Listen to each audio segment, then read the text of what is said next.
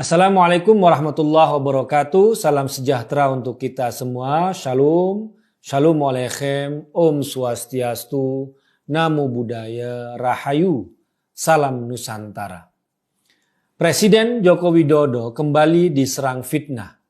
Bukan fitnah baru, tapi fitnah lama yang dimamah biak oleh gerombolan pembenci. Istilah memamah biak fitnah adalah kata yang tepat untuk menggambarkan kelakuan mereka. Ibarat hewan pemamah biak yang mencerna kembali makanan setelah mereka sebelumnya sudah menelan. Artinya fitnah yang dimamah biak itu bukan barang yang baru. Fitnah itu jelas tak masuk akal sehat sama sekali. Terkait fitnah ijazah palsu Presiden Jokowi. Padahal dokumen Presiden Jokowi sudah diteliti dan teruji berlapis-lapis.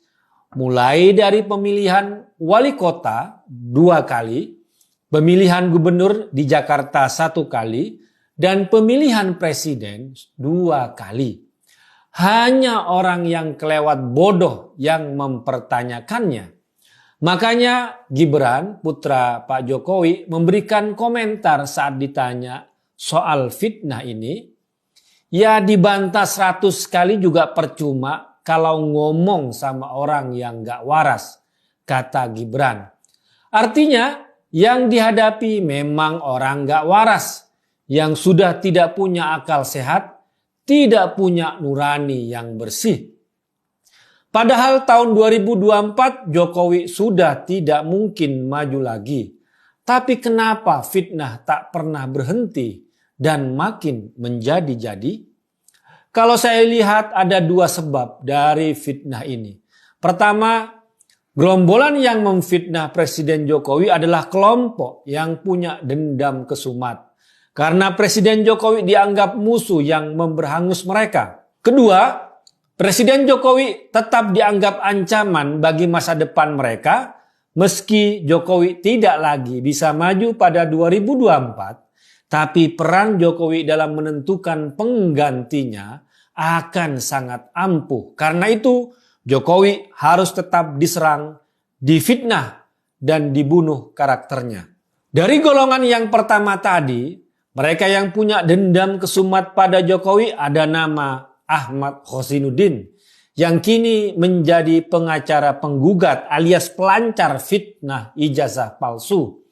Khozinuddin adalah tokoh Hizbut Tahrir HTI yang dibubarkan oleh Presiden Jokowi pada tahun 2017. HTI memang punya dendam kesumat pada Jokowi karena menggagalkan upaya mereka yang mau menjadikan Indonesia sebagai negara khilafah. Sebagai tokoh HTI, Khozinuddin tidak percaya pada Pancasila, UUD 1945, ataupun KUHP yang mereka sebut sebagai hukum tauhid. Kalaupun saat ini dia berlagak jadi pengacara dan beracara dengan KUHP, itu ibarat penumpang gelap, tapi tujuannya untuk merusak dan mengadu domba rakyat Indonesia, serta tidak lagi mempercayai pemimpinnya. Ibarat teroris atau pembajak di pesawat yang menjadi penumpang gelap dalam suatu pesawat, tentu mereka beli tiket yang sama, melalui pintu dan pemeriksaan yang sama, mengikuti aturan yang sama dengan penumpang-penumpang yang lain, tapi beda tujuan. Kalau penumpang-penumpang lain tujuannya ingin selamat sampai tujuan, kalau teroris dan pembajak tujuannya ingin membajak pesawat dan tidak sampai pada tujuan. Seperti inilah modus Khozinuddin sebagai tokoh HTI yang tidak bisa diingkari jejak-jejaknya yang bertujuan ingin mendirikan negara khilafah di Indonesia. Dari golongan kedua, Jokowi masih dianggap ancaman bagi masa depan mereka, meski tak lagi bisa maju pada tahun 2024 adalah para pendukung Anies Baswedan yang ngebet untuk tahun 2024.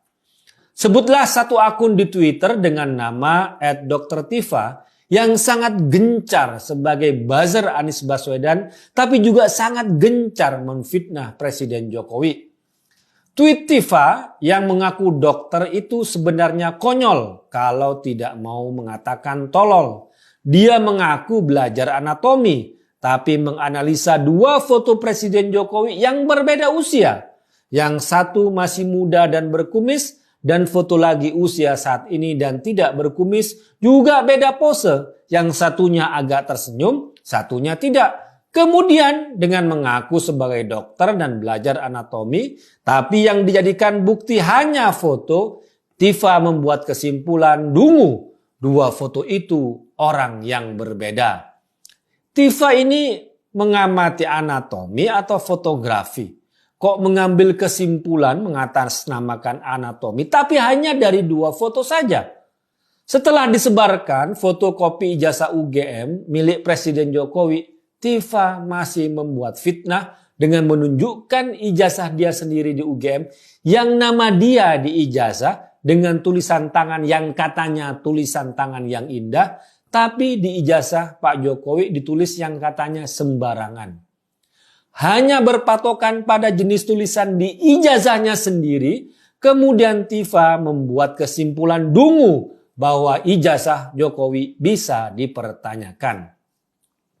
Bisa jadi Tifa dan gerombolannya ini merasa Jokowi tetap menjadi ancaman bagi Anies Baswedan yang mereka gadang-gadang untuk 2024. Karena itu mereka akan terus memfitnah dan menyerang Jokowi. Atau Tifa dan gerombolannya punya dendam kesumat pada Jokowi soal pilihan presiden. Ya, pilihan mereka selalu dikalahkan oleh Pak Jokowi 2 kali. Baik pada Pilpres tahun 2014 dan tahun 2019. Namanya fitnah, maka tidak perlu mereka capek-capek dan teliti mengajukan bukti. Fitnah ini didesain sebagai propaganda. Letaknya bukan pada kekuatan bukti formil, tapi kekuatan opini publik dan medsos yang viral. Cara-cara mereka persis mengikuti Joseph Goebbels, menteri propaganda pada era Nazi Jerman, bahwa kebohongan yang diulang-ulang suatu saat akan dianggap sebagai kebenaran. Sebarkan kebohongan berulang-ulang kepada publik. Kebohongan yang diulang-ulang akan diterima sebagai kebenaran, kata Goebbels. Dan ijazah palsu adalah fitnah pada Pak Jokowi yang terus diulang-ulang. Seperti halnya fitnah lain bahwa Pak Jokowi keturunan PKI. Kebohongan dan fitnah itu terus diulang-ulang. Harapan busuk mereka suatu saat itu dianggap sebagai kebenaran. Tampaknya Ahmad Khozinuddin dan Tifa sedang kesurupan arwah Joseph Goebbels. Wassalamualaikum warahmatullahi wabarakatuh.